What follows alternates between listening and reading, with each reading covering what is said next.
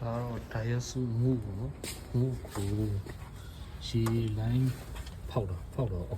ရေလိုင်းကလိုင်းတော့အကုန်လဲမှာဗျလဲမှာအဲ့ဒါမလဲရေလိုင်းထိပ်လို့လဲရေလိုင်းထိပ်တော့ပြန်ကြည့်အားကြောင့်ပစ္စည်းအများကြီးရုပ်ဆက်သူအများကြီးဒီပုံစံတိုင်းကိုဒီမှာဆက်လာတယ်နောက်တော့ပိုက်တွေထပ်ရှာပြီးတော့ထပ်လောက်အောင်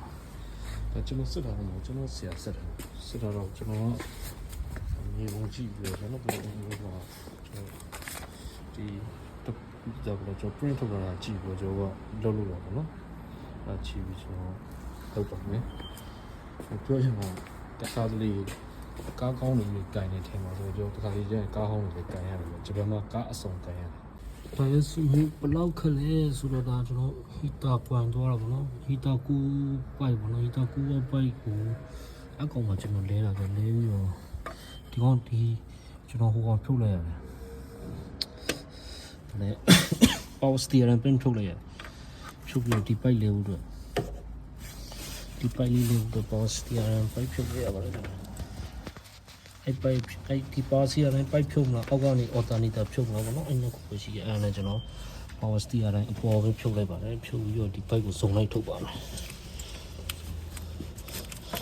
စုံလိုက်ထုတ်ပါမယ်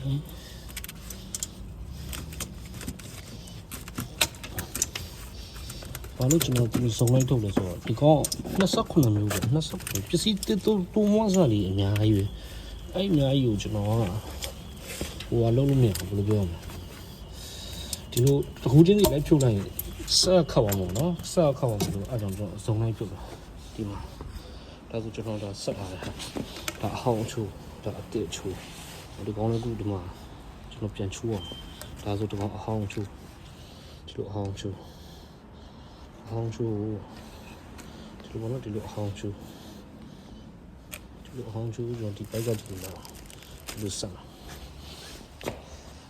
တော်လောက်ဝင်ကားဟောင်းလေးလောက်ဝင်နေ